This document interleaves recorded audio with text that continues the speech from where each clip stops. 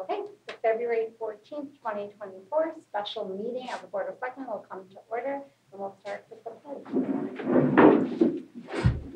Pledge allegiance to the flag of the United States of America and to the republic for which it stands, one nation, under God, indivisible, with liberty and justice for all. Thank you all. So we'll start with comments from the public. And just as a reminder, just state your name and address and then come forward. So I have a ton of questions. I've gotten a lot of phone calls from a lot of different people asking me questions. And I'm like, okay, so I just started writing them all down. So it is quite a lot, pardon me, but I think the only person that might be able to answer some of them is probably Deb, because of the nature of the questions. So this is regarding the circus lot. So the questions start off with, was there a water test done on the property? Yes. Do we know when it was done? Just to start, just to reiterate, so for public comment, it's usually comment, we take it in, it's for the record, and then we're done. So like we talked about before, if you or any resident have any questions or concerns or feedback, we can set up a meeting, and it can, if you leave, but Stacy can also help set up a meeting right for Ben. I understand that, but the reason for the question is because you're not on the agenda for a town meeting. So people kind of want to have a little bit of information before the town meeting. And I do understand the comment, and I get that. I really do. But well, these were here all these questions. And yeah, absolutely. Yep. Yeah, and there's second comment. We could address them, so we have some time to pull them up and write them down. But also changing the notebook. Oh, that would work. But just for the rest, since we're recording it, if you want to say the question. Yeah. Okay. Yeah. All right. So it was when the water test done and when. Was the soil strength test done and when? Was there a soil toxicity test of 8 heavy metals that consisted of arsenic, copper, cadmium, chrome, lead, mercury, zinc, and nickel done and when? Was there a soil index test done? Was there a comprehensive soil test for metals for asbestos, Iconics, box, and S-box? Was there a hazardous waste testing for T-clip metals? Was there a vital and subvital compounds test done? Was there a total and reactive? Was there a flash point? Was there a pH test, soil test? Was there a phenol test? Was there a PCB test? Was there a pesticide and herbicide test done because of the river flow from the farms up the river? If there was a phase 1 test done, when was it done and by whom? If there was a phase 2 test done, when was that done and by whom? A couple of other things that were questions was, there was a rumor, and I will use that word very strongly, rumor, that when Daigle Oil was found to have contaminants on their property linked to the circus lot, that Westerly received money for cleaning up the property. Does anybody know anything about that? Like I said, though, that is a rumor, so that's an unknown. And if they did receive money, was the work done? Have any of you, the other one was, have any of you personally launched a kayak from that actual property to see the rapids and how they are after a storm? And it was reported that from numerous people that the property did flood in the last heavy rains we had. The others are, what percentage of a chance to receive the grants do we have? Are the grants federal or are they state? What is the percentage that the town has to contribute to those grants? Are these grants currently funded grants or are they just empty grants? And could any of these supposed grants use to enhance the Spellman Park? And had any of you talked to any of the old timers in town? No offense by the statement, this did not come from me, so bear with me on this.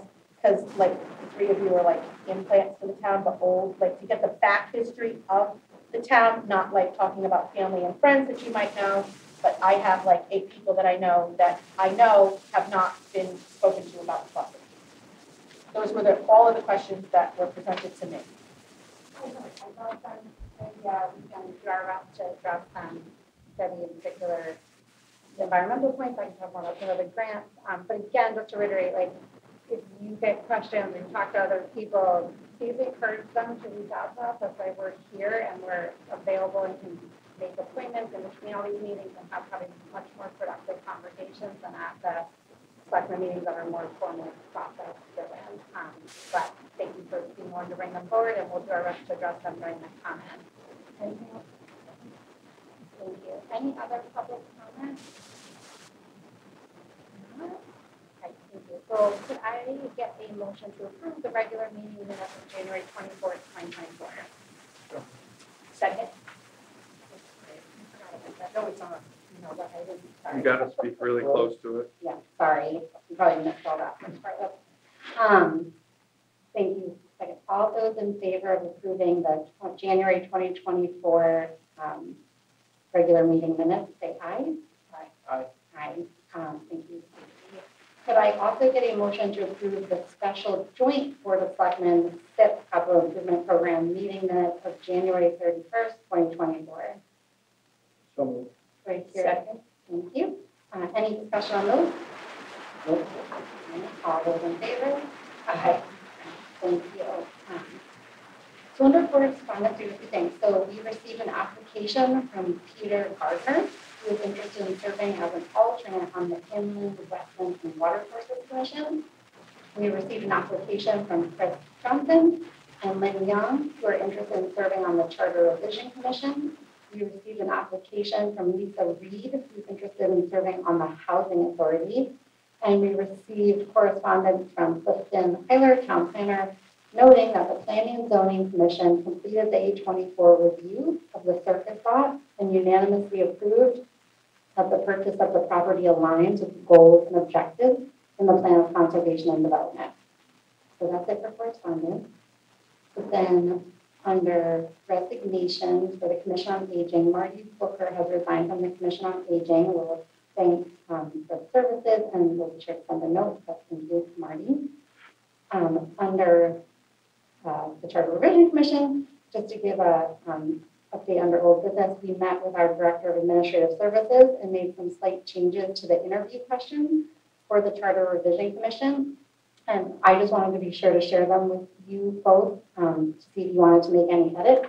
As a reminder, we'll be conducting the interviews during our next Board of Selectmen meeting. So you guys either share your feedback now, or if you want to have, you can also send anything to Stacy and her and Patty and I to work on any changes. I haven't seen the question. In the packet. They're in the packet. I did see them, but I haven't gotten really a chance to think about changes. Okay, so if you guys look through them, again, the one is completely the same, one is kind of tweaked, and then a third one, similar to I think when we did the police commission interviews, we tried to make it a bit more, to get at kind of what's their motivation for joining the charter and what they're hoping to kind of get out of the experience for residents and them. So, but again, we can make changes anytime really next week, so you can send any comments you have for JP. Yeah, no, I when I read it, I didn't want to think about it. It was a third question. While I don't disagree with it, I just was thinking about maybe changing the wording a little. We struggle with all of that. So yeah, if you have improvements, dramatic or otherwise, We're happy to see that. Will there be an opportunity to ask another question? try to be consistent so we're not, so like if you want to add another question in there, you could suggest it But to. not questions that are specific to specific topics. If you have a follow-up question that's very specific, something that you're trying to probe, but I think with, just like with our professional interviews, to be consistent and not end up showing, favoritism to someone that to expand more or talk more, we try and be, but of course, if there's like a very relevant follow-up question, you have to ask that. And again, we have, I think right now, the way we've timed it out, everybody keeps their answers very short. It's probably going to take 2 hours of the interview, so that's why we've kept it to 3 questions, and we'll try and ask everyone to be concise with their responses, but allowing them to obviously talk. All right, so anything else on the charter? So under new business, we are here to set the call for the special town meeting on February 26, 2024 to consider and vote upon. I'll read all this and then we can talk more about it. First, a resolution to authorize the purchase of certain real property located on Noyes Avenue and commonly known as Circus Lot from the town of Westerly for $35,000 as provided for in a certain deed recorded in volume 236, page 349 of the town of Stonington Land Records, and to further authorize the first selectman to sign any and all documents necessary and incidental to effectuate said purchase. Second, a resolution to consider and vote on adopting an ordinance of the town of Stonington, Connecticut, establishing a cemetery commission. Be it hereby resolved that pursuant to section 3-3 of the charter, the Board of Selectmen calls a special town meeting for Monday, February 26, 2024 at 7 p.m. at Stonington High School, 176 South Broad Street, Pawcatuck, Connecticut, to consider and act upon resolutions as outlined in the notice of special town meeting, which will be attached to the meeting minutes as Appendix A. So again, I'll make the motion and then we can discuss. Could I get a motion to approve the resolution to call a special town meeting on Monday, February 26, 2024 at 7 p.m.? So, there's a second. Second. Okay, now we can discuss.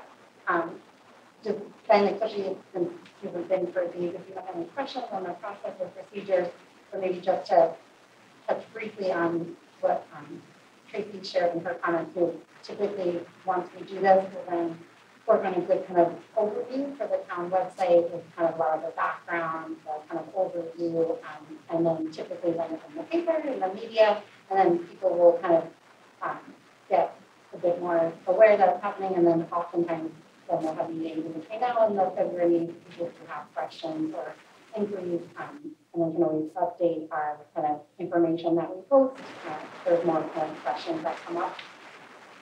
Okay, are there other questions on this specific setting the call, not to go through that other part or anything? No. Do you have a question? No, I don't. Okay. All those in favor? Aye. Aye. Motion passes. Right, that's great. So now comments from the selectmen.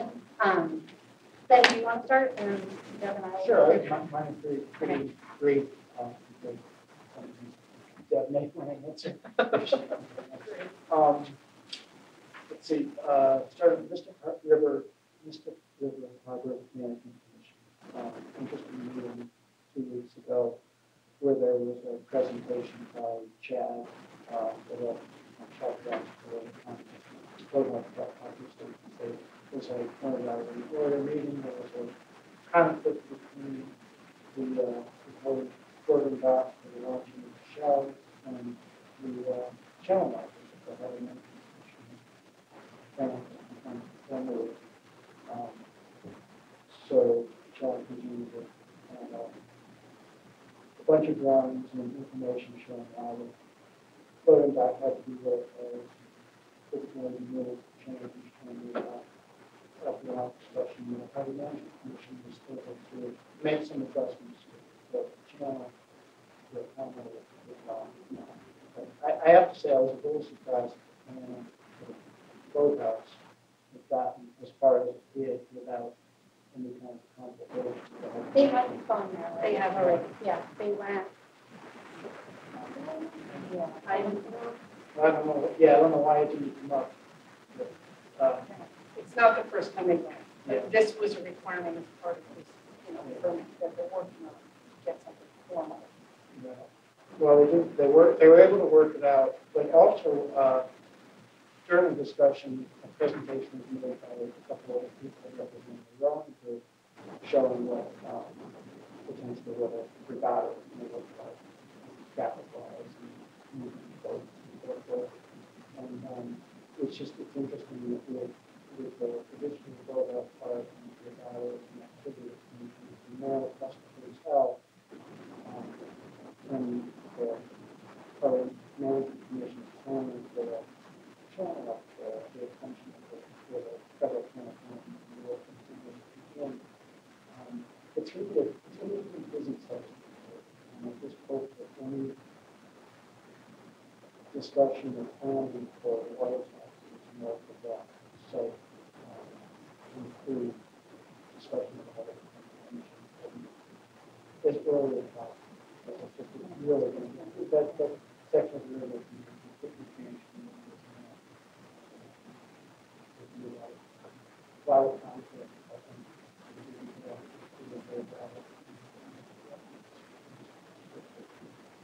any water taxes. And one other thing, at the end of the SIP meeting, you mentioned, Danielle, and for deciding what, I've had some information of what, maybe give us, where that comes from. Do you want to go to it? Sure, sure. Want to give me your list? 'Cause some of those I can answer and some I can't. I mean, I might be able to answer them, but not off the top of my head. And I did expect you to fall down. I was like, whoa. Yeah, thank you. All right. So first, before I talk about the circus lot, I did attend the group meeting this month, and we had a presentation from Cush on the health of the waterways, including the code. Very interesting. They're hoping that the town will be a partner working with them, which of course we will. I passed on some additional information to them on some smaller grants that I was aware of that have to do with kind of monitoring. These are like under $5,000 grants that go to small groups, so I did pass that on to them. One thing they're looking for that maybe you might be able to help with, Danielle, is an Amtrak contact or contacts. And also maybe a contact in Senator Murphy or Senator Courtney's office who might be able to help them facilitate discussions with Amtrak.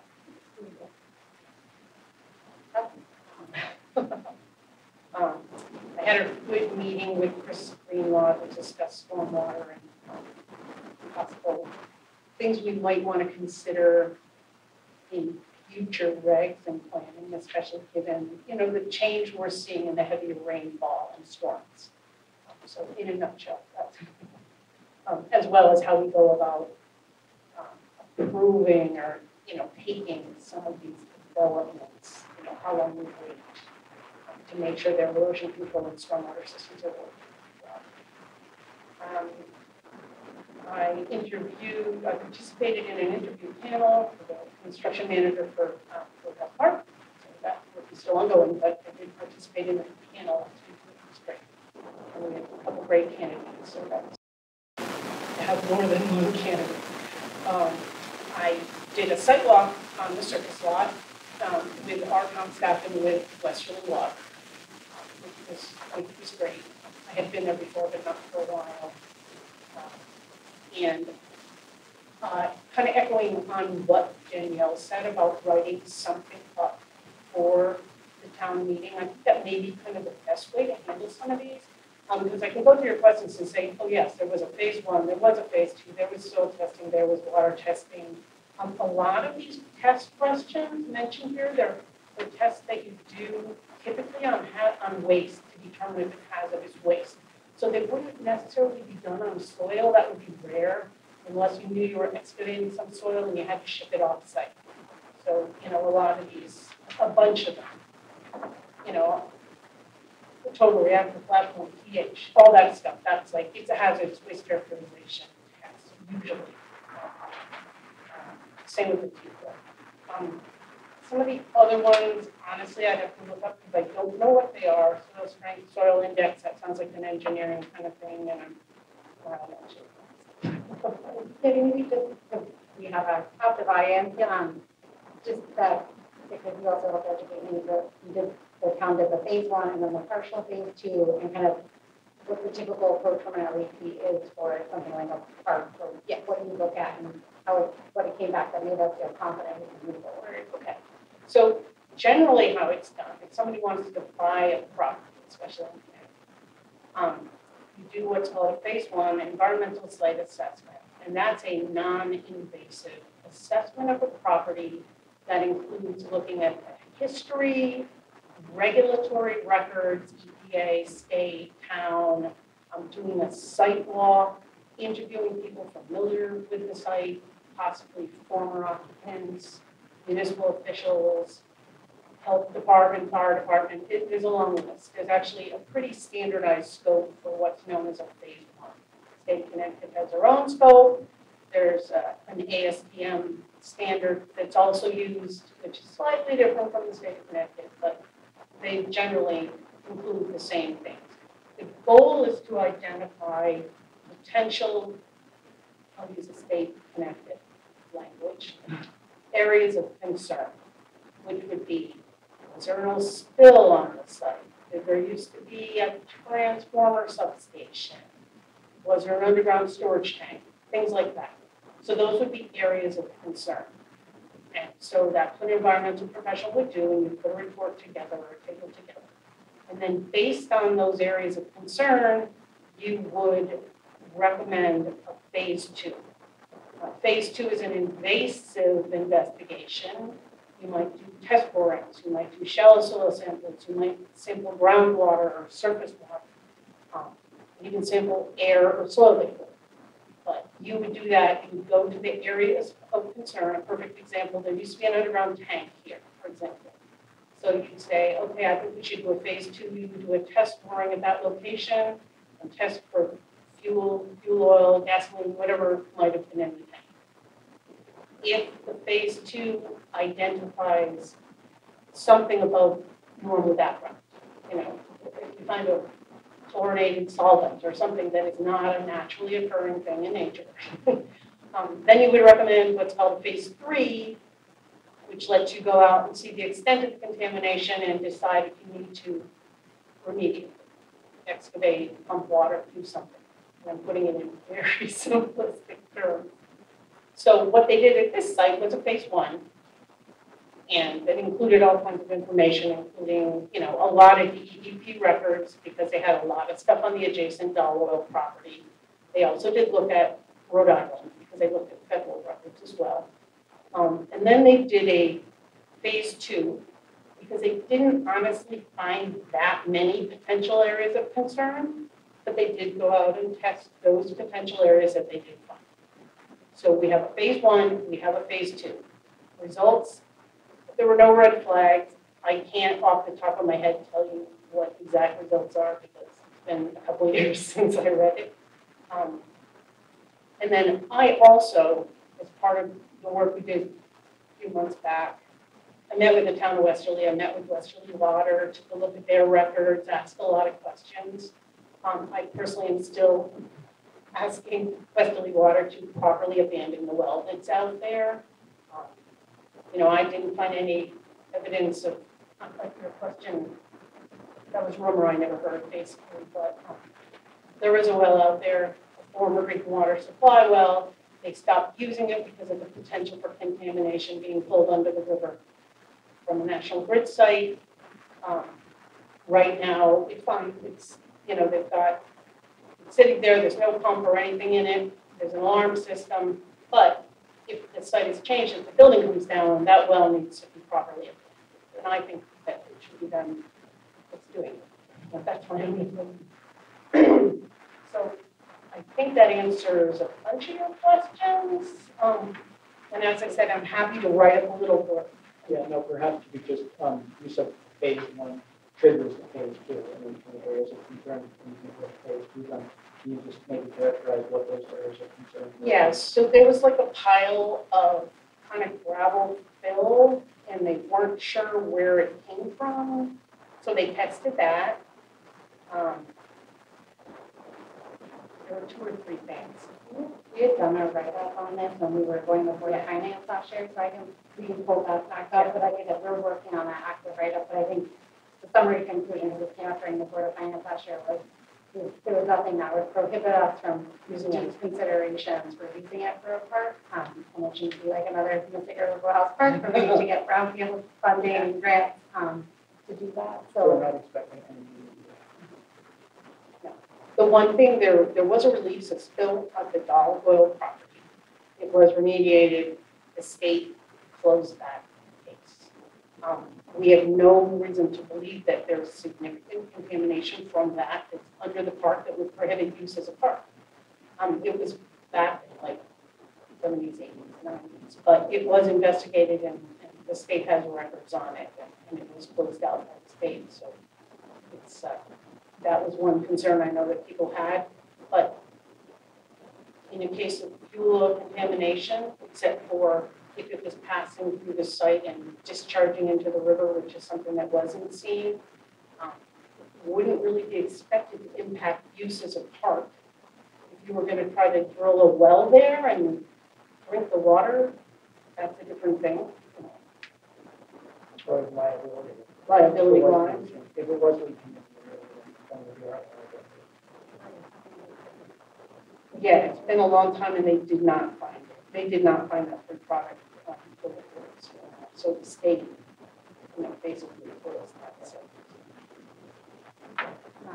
And then I have a number of other updates, but just to touch on, I can touch on kayaking and grants, which I know you brought up. So on the grant side, I'd say again, we have a grant manager now, which is wonderful. So she's been actively helping. This is one of the priority projects. So, but it's a range. There's the smaller, $5,000 to $10,000 grants that we've gotten from like the Wild and Scenic Wood River Pocketuck Watershed Association. I'm butchering their name. They're a great organization. Sorry. And then they're all the way up to more like federal. So last year we put in for congressionally directed spending through Senator Murphy and Blumenthal's office. We weren't ultimately successful. We could potentially, when they come up with the new directions on what they're looking to fund for 2025, we could put in for that again. Hopefully, potentially owning the property would likely make us more competitive. A lot of the grants that we put in for previously, that was some of the feedback. We didn't own it yet. It was too much of a kind of liability from a funder standpoint. So that is part of the reason why we're hoping in February to be able to purchase it back. While these funding things open up again in March, April, May. So everything from state deep head programs that we have gone after and weren't successful last year, we'll try again this year, to federal ones. So there's a range, and then again, now having Molly, our new grant manager, she's actively looking and trying to pull in more and to see and things change. There's new grant opportunities that come out. But then based on the ones we've looked at, there wasn't many, I can't think of any private ones, it was mostly state and federal grants. And again, a range, congressionally directed spending has no local match. A lot of the other ones do, but we have some money in the budget from last year, thankfully. Some of the grants also look at in-kind services, and we've met a good bit with DPW, our grounds foreman, and some others going over the work they can do. Especially since it's not having to be at a very specific time, they can work it into their schedule, so we can be able to calculate what that would look like. So a lot of grants will count that also, not all grants, but some of them will. So we have a lot of different spreadsheets with a lot of moving parts, but we're just actively going after them and continue to do so until we can hopefully get enough. But again, this is a promising project because we can do it in phases as we see it. Chad Frost would be at the town meeting, but again, we'll try and incorporate some of this into our write-up. He can talk more eloquently than I can about the flooding, but the way the conceptual design works, there is a natural place where it already floods and captures the water. We'd remove the invasive species and plant in native species and keep it as wild and native species, and that part should still flood and will still flood.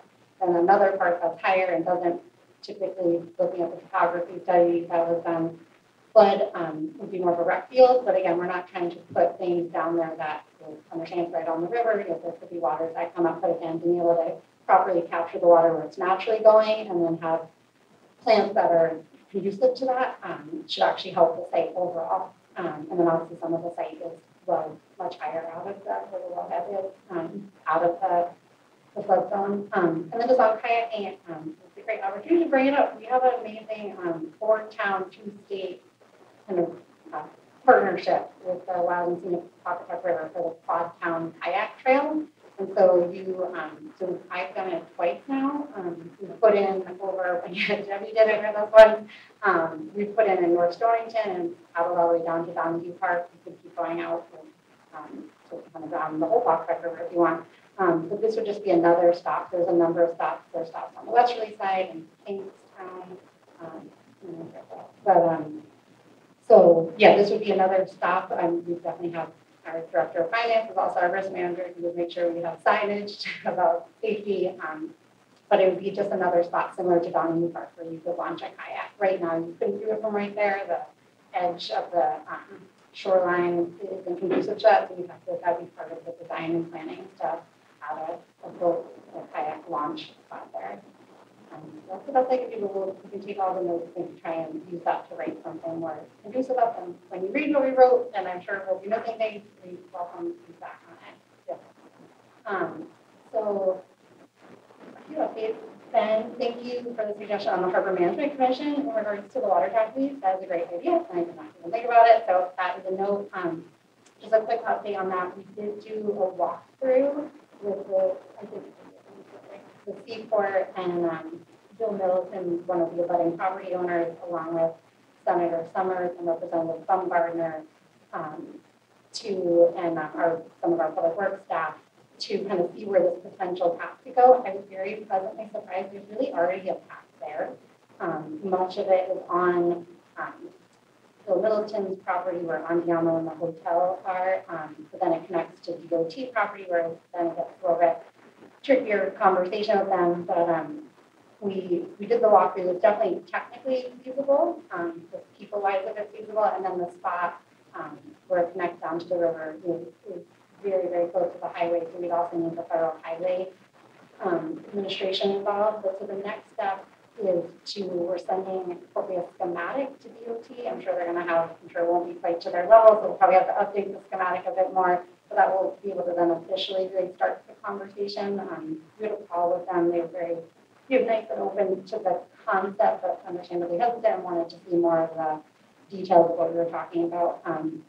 A great plan on the Harbor Management Commission. I put in a bonding request to Senator Summers and Representative Baumgartner, and also, even though it's not his area, but as an FYI, the Representative Howard sort of design and engineering money and tried to make the case that our local taxpayers, can't outspend on this. It's for visitors, it's for tourism. Really, the state should be active partners in this. So we put in a request for design and engineering, again, to help us see what's technically feasible for a walkway and a dock as a first step, and then we can evaluate from there. I don't know if that'll be successful. Where would the southern terminal? So the Seaport is already operating the other part of the water taxi at the dock where S&P is. They have a temporary kind of agreement with them, and then at the Seaport, and then in the future it could be maybe a boathouse. But again, kind of there'd be more of a pilot and a concept and see how it works. But we're still a very long way off. But we at least have some partners who want to talk about it. And again, with the goal of keeping cars by exit 90 and reducing traffic on 27 and reducing cars in downtown. So would the plan include parking, lot area, garage, something up there? So part of what we talked about was one, Bill Middleton has been a fantastic partner, as has the Seaport. That part of his site plan when he comes back to planning and zoning, again, could be some shared spots or maybe some dedicated spots for that. So, but also the idea that with the aquarium, the Old Mystic Village, and a number of hotels. So to kind of, if we are successful to partner with them to do more marketing, advertising, to be like, keep your cars there where you are and walk over. We're already making hopefully improvements to that intersection and crosswalk, but to be able to go there, or maybe the hotels used to run a shuttle, maybe they would again, because if there's a reason to get people from those hotels and drop them off at the water taxi, instead of going and getting in their cars and going to downtown Mystic. But he was very open to talking about dedicating or sharing spots with the property. So again, very early stages, but good to think through. And we also, I reached out to Deep just can't be told to, just as an FYI to them. The woman actually is on the board of the Sustainable Connecticut, so we're going to have a call and just go over with them in concept just to make them early stage partners. That was a great suggestion. Suggestion. Harbor management. Yeah, so if you guys have other suggestions on this, any early stage planning will help us. 5 years from now. Then I attended a Commission on Aging meeting. It was wonderful. And they had a speaker come in, and it's basically a program. They work with a lot of other Connecticut towns. They're going to get us a full description. But basically, it's like utilizing volunteers that will sign up to help seniors, and it could be on a range of projects. So the seniors or their caregiver loved one would sign up and say, maybe I want help with transportation, to my doctor's appointments on these days, or I want, somebody to sit and have a meal with me while my caregiver goes out and get some free time, or do some odd jobs around the house. And there's a whole online portal, and then people who want to volunteer sign up. That's where the funding needs to come in. They sign up, they get vetted by the third party for basic background check purposes, and then they get access to the portal. And then they can connect directly through the portal with the senior. So based on their own schedule and their own timeline. So because they've seen it be more successful than some other things because it is so flexible and volunteer driven. So the Commission on Aging is trying to look at some funding. They also some towns are successful at asking like businesses to sponsor it. So you would be looking probably for like $5,000 for the year to get this helping. So they're actively going to be kind of looking at this. The next meeting, they'll probably have a vote if they definitely want to do it. And they have some money in their budget so they could allocate it with the hope of them reaching out to businesses to sort of reimburse them and sponsor. But it sounds like a wonderful program. The other thing is we just want to see, we're going to have a separate meeting with Human Services, the PNC, Stonington Arms, just to be sure, like, well, it's all online on the portal, great, residents will naturally have questions, and do they have enough bandwidth to be able to take that and help them if they want help? You could call web-based, the senior wants to do it, but then has problems accessing it. Oh, in the library, we're going to bring the library. To say, are you willing to do it for time? Could you dedicate some hours to helping seniors actually get online? Will this be through the town website? This is I didn't think the name of the organization, but it's a nonprofit, and they do it. So we promote it, but it's all through them. And they give us there's a number of towns, but one of the towns was a very active member, and they were going to come and hopefully talk to the Commission on Aging, and we could maybe even have like a community event where people could come and ask questions and talk to representatives from other towns who've done this. And where the cost? It's really the background check for the volunteers. And then I think some money to offset their ongoing programming for their software. But it wasn't, I'm forgetting exactly how much, but it's like, it's a very small amount per person that is basically going to need for $1,000. And again, if we hit our cap and then we have a wait list, and we have a wait list, so then we can hopefully go out to donors and maybe, seems like something I would hope people might be willing to help fund businesses or otherwise some sponsorship opportunities. So that was interesting. So again, so I think you guys want more information, you can send it within the packet. It should be also online for the Commission on Aging meeting minutes. The budget starts next week. So next Thursday will be our first presentation on the website. We got up just this week the whole budget calendar, presentation schedule, kind of a write-up overview of how it works, and the actual budget itself should be linked no later than Friday. And we have we today hot off the press about that schedule from Jim. Yep. All right, so that's good. And then you asked about Washington Street. So we had a really good walkthrough of Washington Street just last week, and so Public Works has been planning to pave Washington Street for the spring, and part of that, I had asked if they could get an estimate for how much it would cost to put in sidewalks. So then as part of that, we also reached out to the owner of the Seaport Marine property, because they have like three parcels along there. And so if they would be willing to do that themselves, that would obviously be a lot less money on our side. So preliminarily, it sounds like they are willing and potentially able to do that. I've been talking with Deep already in the state about some work they're potentially doing on their marina. So they are, I think, having conversations at the state level that we're not necessarily involved with, but they're going to give us an update soon on some of that, and hopefully their portion of sidewalks will also be part of what they're working on there. And then we would take on trying to connect them all the way down to Route 1. So we can have sidewalks. So the wetlands cross, again, that's on the Seaport Marine parcel. They had a preliminary, so one of the neighbors, who's an avid forest lover, she brought this up to me a while ago and also to the owners there about doing kind of a woodland crossing. And so they had brought this up preliminarily with Deep, and Deep said they liked the idea. So again, that would potentially fall on the private side to help fund or figure out with the state with, you know, our support. But we would be taking on the parcel right next to that, and then on the other side of the street, filling in some of those gaps. We're thinking, yeah, figure out the funding for it. But it's great timing, and I think some of the neighbors down there have brought up concerns about paving, that people will not be going much faster. And so the idea of being able to do some sidewalks at the same time, seeing the connection from also Amtrak down to the playground into downtown Mystic, would be great if we could do a portion of those.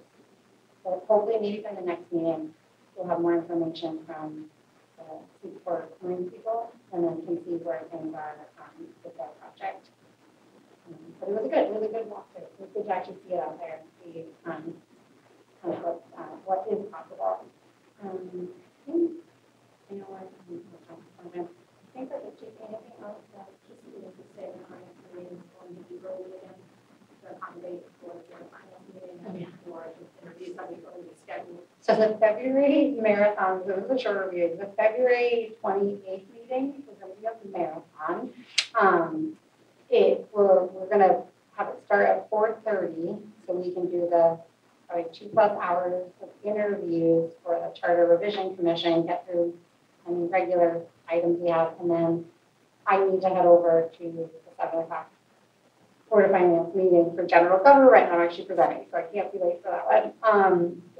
So it's going to be long, but I think we can do it. And I think you need to call in, right? Okay, and we'll be recording.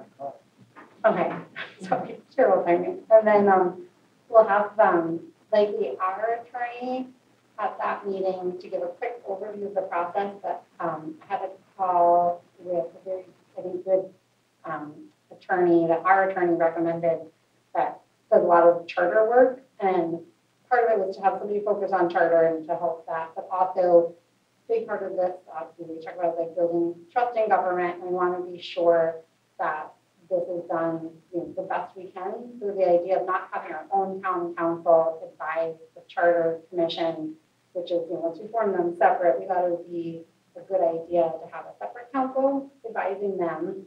And obviously, you know, we're still paying for it, but we'd be paying our town attorney more to do that anyway. So either way, the funding was going to have to be figured out to do this properly. So we haven't signed anything yet. We're still talking. We have to talk to the Board of Finance and figure out the funding, but it would be over 3 fiscal years. So I think it's doable, just the way it falls. Most of it's in the 2nd fiscal year, but there'll be a little bit now and then a very little bit at the end. We'll see how that goes. But the February 28th meeting will be the big one. And then March, hopefully, the first March meeting, we'll appoint people, do the resolution to officially form them, and then they will get from there. Well, the resolution like goes over what we want. So yes, you guys will be getting that to you on February 28th, okay? Probably, yeah, I know, she keeps reminding me. We're gonna get it to her by February 28th to look at. So we have until the following meeting. We have 2 weeks. Okay. Yeah, I'll try and get it to you sooner than that. It's just the outline of what we've all talked about, but going through line by line, we're finding some other things we're trying to figure out.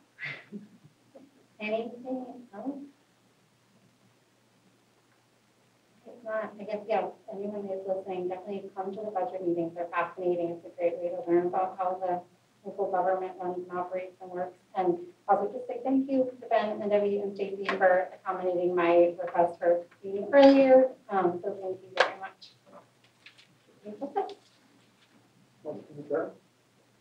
So I was seconding and not so. thank you.